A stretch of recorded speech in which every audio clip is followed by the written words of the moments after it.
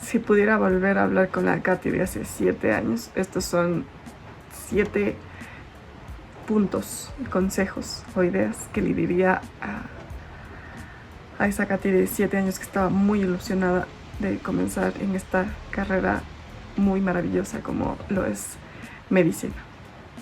Primero voy a empezar con un punto muy importante que tengo aquí todo. No se ve. Es la expectativa versus la realidad de lo que verdaderamente es medicina.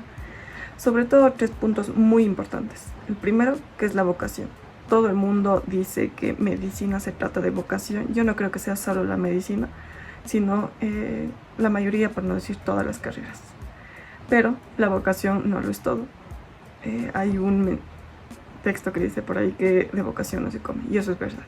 Con esto no estoy diciendo que el trato que se dé a los pacientes vaya a ser inadecuado, pero ciertamente por más vocación que tú tengas desde el primer día que se ingresa a la carrera de medicina hasta ya en un trabajo o en el internado o en la rural, no lo va a hacer todo. Entonces, por más vocación que tú tengas, si no existen otros factores como la disciplina, la constancia, el saber que es complicado, no te van a ayudar a salir. Entonces sí, la gente que dice es que no tiene vocación, mentira, sí la tiene, pero aparte de eso tiene otras más cualidades, así que no, la vocación yo pienso que no lo es todo.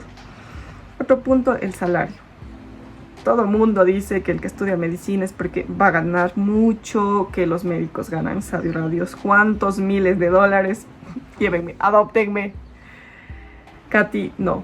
O sea, yo desde que ingresé a medicina nunca pensé en realidad que sí, hacer dinero lo es todo. Y si tú piensas que hacerlo, que entras en esta carrera para hacer dinero, está bien. Cada quien tiene sus razones, sus motivos y va a trabajar por ello. Pero sí, no siempre va a ser así. Los 5 años de medicina, sobre todo si estás en una escuela privada, pues tienes que pagar una pensión. Yo estudié en una escuela pública, entonces fue un peso menos, pero yo era foránea. Entonces era un cambio bastante grande porque no se trata solo de ir a la universidad o de estudiar o de cumplir con los extracurriculares, de ir al hospital, a las clínicas, a las prácticas. Se trata también de vivir, porque la basura no se saca sola, no se cocina la comida sola, no tienes a nadie esperándote en la casa, y eso hasta cierto punto al inicio es muy complicado manejarlo, pero es algo que sí se va llevando. Entonces 5 años que no te van a pagar, o es más que tú tienes que pagar si estás en una privada. El año del internado aquí en Ecuador se paga, ¿sí? Es primero que a donde tú vayas te van a dar lo que es el seguro social. Entonces tú ya comienzas a aportar, lo cual es bastante bueno porque a la larga, si te quieres jubilar aquí, necesitas todas esas aportaciones. Entonces te van a pagar, no te pagan por lo que trabajas. No vayas a pensar tú que con ese sueldo ya te pagaste la especialidad, porque no. Lo que te pagan es muy poco comparado a todas las horas que tienes que hacer. El horario va a depender de la rotación, de la universidad, del hospital, del sistema de salud en el que te encuentres. Si bien es cierto, la mayoría lo hacen sistemas públicos como lo es el IES o el Ministerio de Salud Pública. Hay otras universidades que también tienen convenios con hospitales privados, entonces, o con clínicas. Entonces pienso que aquí obviamente va a ser muy diferente. Yo hablo desde mi perspectiva. Yo hice en un IES, entonces había rotaciones en donde tuve un día de descanso en 72 días trabajados, porque la rotación más o menos iba de 70, 72, 68 días, dependiendo de cuándo iniciabas y cuándo terminabas. Sí, un día. Todos los demás días me levantaba a trabajar, y si no estaba trabajando estaba de salida, pero en la salida también trabajaba, y al siguiente día ya tenía pre, y al siguiente día tenía otro pre, y al otro día ya tenía turno, y así. Los turnos eran de 24 horas, los pres, eso depende muchísimo. En servicios como por ejemplo clínica, eran desde 5 de la mañana, en el mejor de los casos, cuando llegabas atrasada. A mis amigos de la rotación, besitos, que sin ellos cada día tenía una amiga que decía: yo no sé cómo ustedes siguen viniendo, ya por favor, que alguien deje esto para los demás irnos detrás de él. Y era verdad. Entonces no, con este sueldo o te avanza para sobrevivir y ya. Y sé que en las universidades privadas creo que como un año de internado serían en teoría 2 semestres. Y estos 2 semestres también te cobra la universidad. La verdad que ahí sí puedo estar errando. Pero no sé, en mi universidad, como digo, nunca pagamos nada, entonces sí, ese sueldo era para mí y aparte ya tenía seguro. No todo por mí, o sea, mis papás me seguían ayudando, gracias a Dios, besitos a mis papás. Y entonces eso me permitía ahorrar y comprarme cositas para mí. En la rural tampoco es un sueldo que se paga por lo que trabajas. Quien diga que sí, Dios, lléveme a esa plaza. Pero no, yo pienso que es la mano de obra barata del sistema. ¿Por qué? Porque es una selección, cada quien elige a dónde se va a ir, todo esto depende de grupos, que eso ya es otro tema, pero también obviamente te pagan el seguro, recibes tu sueldo, puedes ir ahorrando, ¿no? Y después de eso viene el desempleo. No es como que si apenas tú salgas, el Ecuador tenga algún sistema como lo tiene España, como lo tiene México, que son el MIR, el ENARM, en donde tú puedas dar un examen y de aquí hacer una especialidad. Aquí no existe tal cosa, la mayoría son autofinanciados los posgrados, van de 30, 40, 50 mil, dependiendo de la universidad, dependiendo del hospital, dependiendo de la plaza y todo esto, sí. Hay muy pocas becas, sé que sí las hay, pero hay muy pocas becas, entonces sí. Si no estoy mal, estos 4 años de posgrado, dependiendo de los años que sea, de acuerdo a la especialidad, no son remunerados, entonces sí, tú terminas pagando más dinero, así que no es por el salario. Es como en las series están basadas en hospitales primero del primer mundo, porque creo que la mayoría son de Estados Unidos, y obviamente el sistema no es así. Allá incluso como que siguen 4 años de un bachelor o como una licenciatura, después de la escuela de medicina, después de eso ya van directo a la residencia, que ahí en la residencia ellos no tienen como que un internado o un servicio social, sino creo que ya hacen su internado, pero su internship, pero ya es parte de la residencia. Entonces acá no es así y no va a ser nunca lo mismo, no piensen que es así, pero la LP pues es algo que sí pasa, pero ese es otro tema. Otro tema va a ser la disciplina, siempre va a ser más que la motivación, por más motivación que tú tengas al momento de iniciar, porque en el momento de iniciar, yo saltando en un pie de 17 años, pero dándolo todo, hasta que llegó morfología, que era una locura, pasaba llorando todos los días, porque aparte estaba sola ya, no me acostumbraba, hasta que yo leí el interciclo y dije, no es solo motivación, o quiero ser médico, no. Genuinamente hay que ser organizado y disciplinado para poder avanzar con la cantidad de material que se tiene que estudiar, que va a depender obviamente de las materias, de cómo se lleve, de si son teóricas, de si son prácticas, de si son combinadas y este tipo de cosas, pero sí, la disciplina siempre va a ser mayor que la motivación. Sigan un esquema, tengan un horario. Si yo me hubiera dicho esto, hubiera tenido tiempo para hacer muchísimas cosas más, que es al tercer punto, que es el self-care o cuidado personal y una red de apoyo. Mi red de apoyo siempre han sido mis papás y mis hermanos, mi familia y mis amigos. Cuando yo llegué allá, creo que no tenía ningún amigo porque mis amigos también se fueron a otras ciudades, entonces yo llegué sola a conocer recién a gente. Entonces a mis amigos que nos hice en la carrera los llevo en el corazón. Estos van a ser quien te van a ayudar y entonces van a ser tus amigos quien te van a decir, no, sabes que yo te ayudo. Me acuerdo clarito, bioestadística. Nos poníamos exámenes así, nos inventábamos más o menos ejercicios que nos tomaban hacer así, hasta que saquemos 10, o sea, decíamos, tal pregunta vale tanto, saqué 8, no, hasta que sacas 10. Y creo que esa red de apoyo es indispensable para poder seguir en medicina y también sobre ti, o sea, cuidarte a ti misma, saber que no todo es la carrera. Y esto me lleva al otro punto, que es, vive más allá de medicina.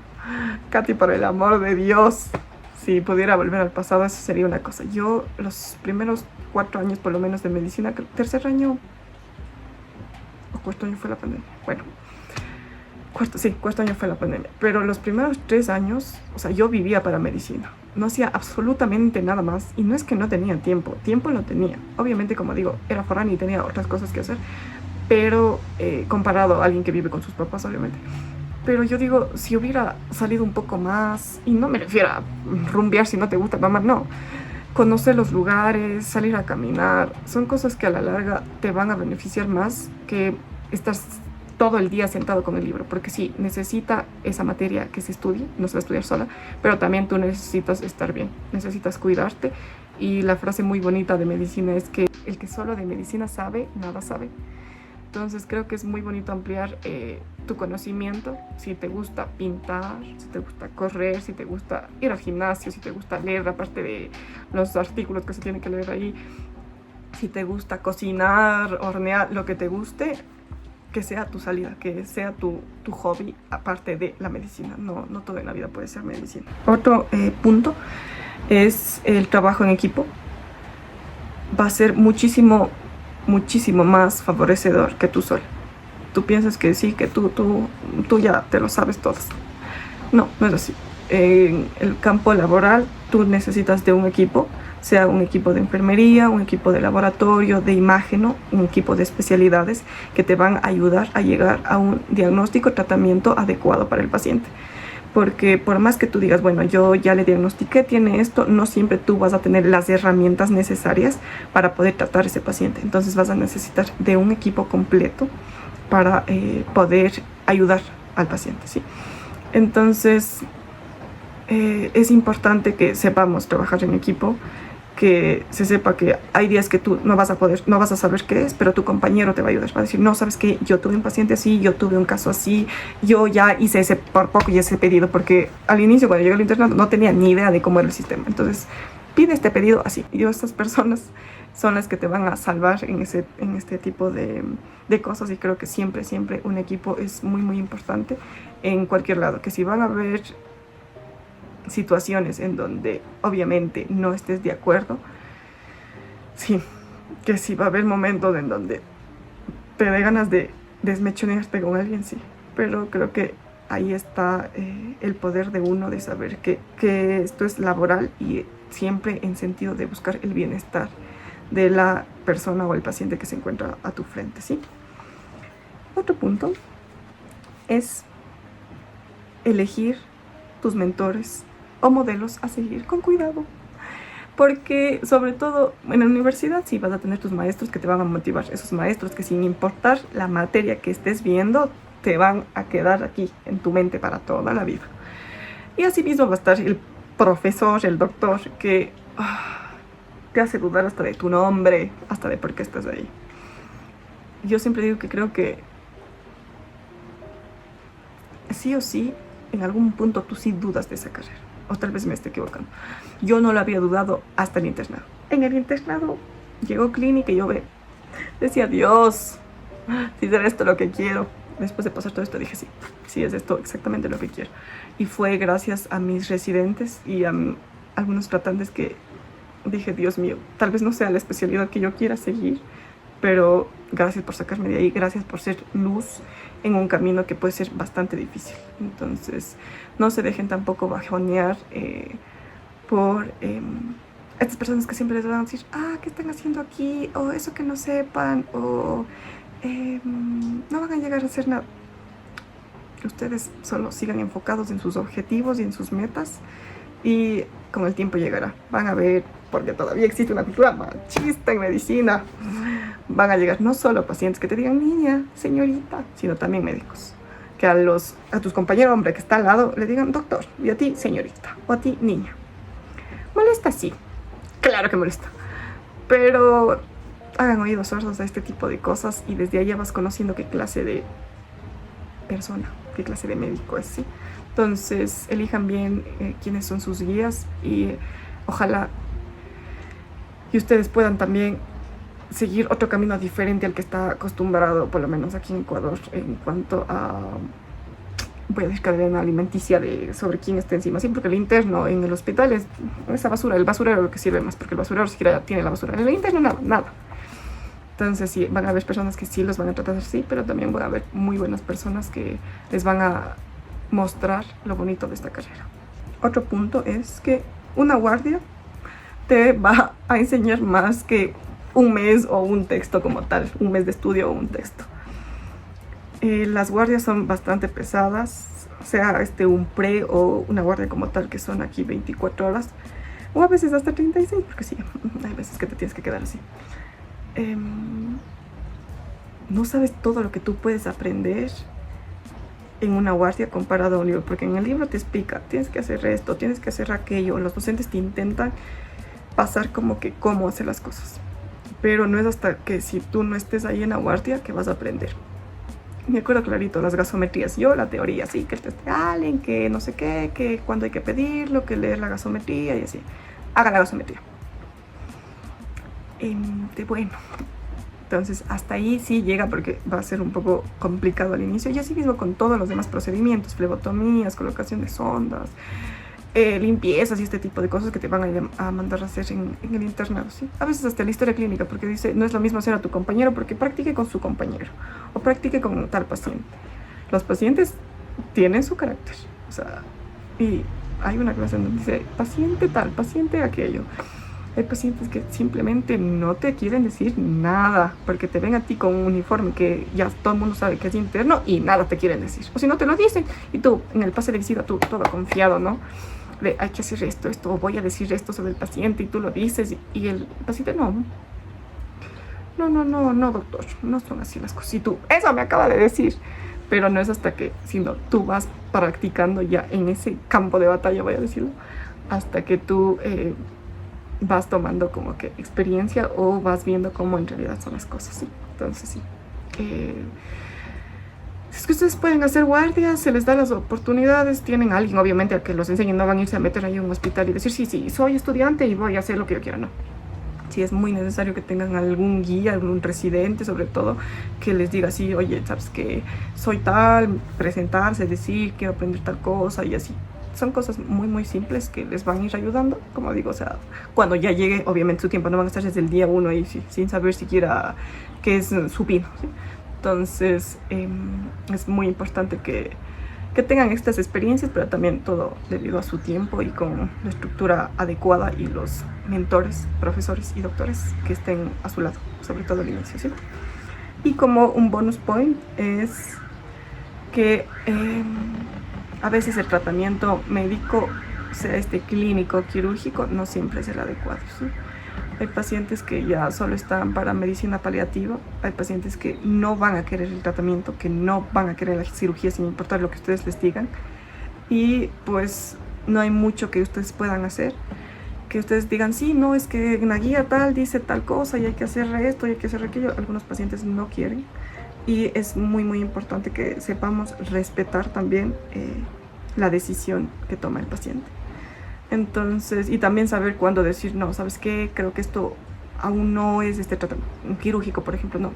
Tal vez no necesito un tratamiento quirúrgico aún, pero podemos mandarlo a fisioterapia o a hacer tal ejercicio o derivarlo a tal especialidad que dé otra opinión, ¿sí? Entonces, no siempre es el tratamiento, sí o sí que tiene que ser una receta o una cirugía o algo médico como tal para poder ayudar al paciente. Hay pacientes que llegan a la consulta y solo quieren hablar.